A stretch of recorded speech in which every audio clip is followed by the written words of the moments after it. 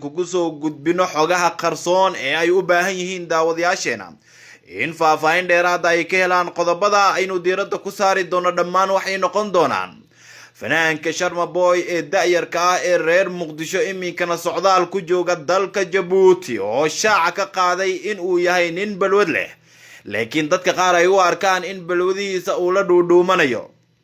marka la eego dhinaca fanka waxaa jira fanaaniin badan oo Soomaaliyeed oo hablo iyo rag ba isugu jira oo balwad leh laakiin intooda badan waa ay la dhuntaan oo ma soo bandhigaan haba yaraatee wax balwad ah oo ay iyagu leeyihiin. marka ay isticmaalayaan meelo gaar ah ayay tagaan halkaas ayayna ku isticmaalaan oo dad badan kama warqabaan in balwadaas ay leeyihiin. fanaaniinta qaar ee ragga iyo dumarka waa la og yahay oo waa kuwa meelo babliga la yimaada ama goobaha dadka ay isugu yimaadaan sida asxaabtooda isla markaana ku isticmaala hadba wixii muqaadaraad oo ay isticmaalaan sida qaadka, sigaarka, shiishada iyo waxyaabo kale oo la mid ah. muddooyinkanba waxaa aad loo hadalhayay in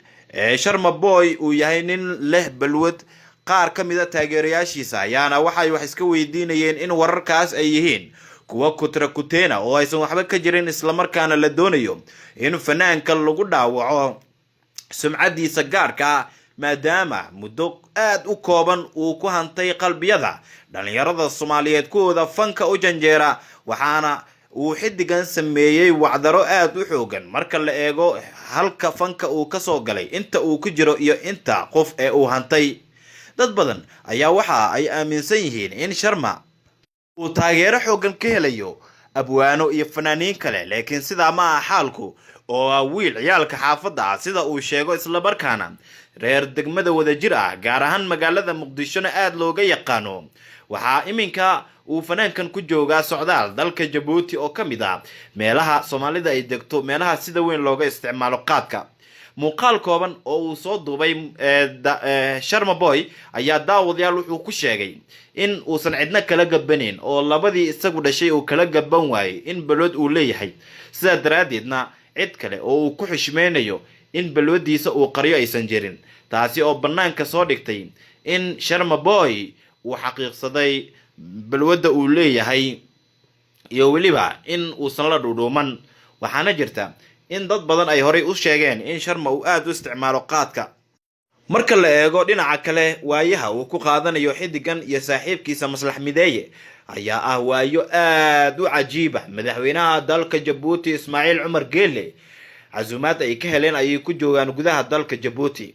waxa ay muujinayaan in ay yihiin laba fanaan oo geyga Soomaalida ka soo dhalaalay. waa laba nin oo dhalinyaro ah waxay kaga duwan yihiin fanaaniinta kale qaab ciyaareedkooda ayaa isfahmay waxaana sidoo kale ay si weyn ugu caanbaxeen inay kaftamaan. markaad eegto baraha bulshada gaar ahaan TikTok waxay soo dhigaan muuqaalo adigaba ka qoslaysiinaya. Sharma Boy iyo Maslax Mideeye weli waxay ku sugan yihiin dalka Djibouti iyagoo qayb ka ah ololaha uu sameynayo madaxweynaha dalka Djibouti Ismaaciil Cumar Geelle oo doonaya in markii shanaad uu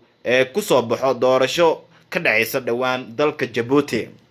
Sharma ayaa ruuxay shacab badan oo reer Djibouti ah. dhalinyaro badan oo reer Djibouti ahna waxay codsanayaan in Sharma uuba iska soo dego dalka Djibouti uusan dib ugu laaban magaalada Muqdisho oo ka soo jeedo. dadka reer Djibouti aad bay u jecel yihiin fanaaniinta Soomaaliyeed waxaana jira fanaaniin badan oo Soomaaliyeed oo baasabooro ay siisay dawladda Djibouti kuwa oo marka la eego fankooda saameyn ballaaran ku leh deegaanada Soomaalida ay degto. waxaa suuragal ah in Sharma Boy uu ka soo helo baasaboor dawladda Djibouti isla markaana ay u fududaato in wadamo badan oo dunida ka mid ah uu u socdaalo. Sharma Boy marka la eego iyo Maslax Mideeye waxaa lagu dhex arkayaa meelo ay isugu yimaadaan bulshada reer Djibouti iyagoo u muujinaya waji wanaag farxad. waxaana dhalinyarada reer Djibouti oo aad u jecel Soomaalida inteeda kale ay sheegeen Sharma in wax kale uu yahay oo uu fanka ku soo kordhiyay waxyaabo cajiib ah sida in midnimada Soomaaliyeed ay tahay lama taabtaan.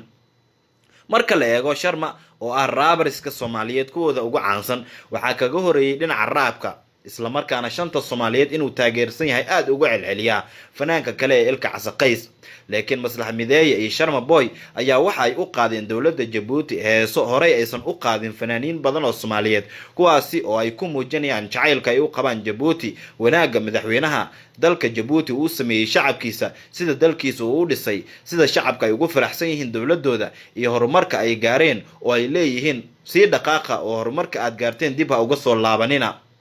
Djibouti iyo Soomaaliya oo walaalo ah ayaa waxa Sharma Boy iyo Maslax Mideeye ay noqonaysaa markii ugu horeysay oo ay dalka dibadiisa aadaan iyadoo casuumad rasmi ay heleen. heesta kaliya ee casuumaadda ay ku heleen daawadayaal haddii aynu dib idin xusuusino waxa ay tahay heestii haddii aan tagi lahaa Djibouti waxaan noqon lahaa Catuuti, heestaas oo ka gadantay guud ahaanba madaxda iyo shacabka dalka Djibouti isla markaana qasabtay in la geeyo dalka Djibouti si Catuuti uu soo noqdo, iyadoo uu muuqaal uu soo duubay ku sheegay xidigan in reer xamarka isagoo Catuuti ahayn haddii uu ku soo laabto ay ceeb ku noqonayso. si kaftan ah ayuu u sheegay Sharma Boy. Sharma Boy haatan waa nin aad u da'yar, waxaa dad badan ay sheegaan in waxbarashada heer sare uusan ka gaarin, laakiin talent amba uu leeyahay hibo gaar ah oo dhinaca fanka ah. waana tan saaciday in fanaankan iyadoo kumanaan kun oo fanaaniin ah ay ku sugan yihiin magaalada Muqdisho fankiisa dardar uu ku soo baxo. waxaa sidoo kale fanaankan uu cajiib ku yahay marka la eego hibooyinka u gaarka ah ee uu leeyahay in caruurta 5 sano jirka ilaa iyo 6 sano jirka ay garanayaan heesihiisa. waxaana arkaysaa marka aad tagto guryaha qaar caruurta oo ku heesaya heesaha qaar sida lacagtan waxaan ku soo gadanaynaa lindhanaan, kabsar caleen iyo waxyaabaha kale ee la midka ah oo ay caruurtu aad u jecel yihiin. mar hore oo uu waraysi bixiyayna wuxuu sheegay inuu la hadlayo caruurta iyo guud ahaanba ceroolaha Soomaaliyeed, taasi oo uu Sharma Boy ku micneeyay in mar walba uu diyaar u yahay in ummadda Soomaaliyeed uu fursad siiyo. haddaba haddii aynu dib ugu laabano dulucda muuqaalkan waxa ay tahay Sharma Boy ayaa waxa uu sharaxayaa in isaga balod uu leeyahay cid u diidi kartaan aysan jirin oo waalidkii gaarka ah uu ka diiday in uu joojiyo balwada. xaqiiqatan markii aan kaaga hadlaynay Sharma Boy nin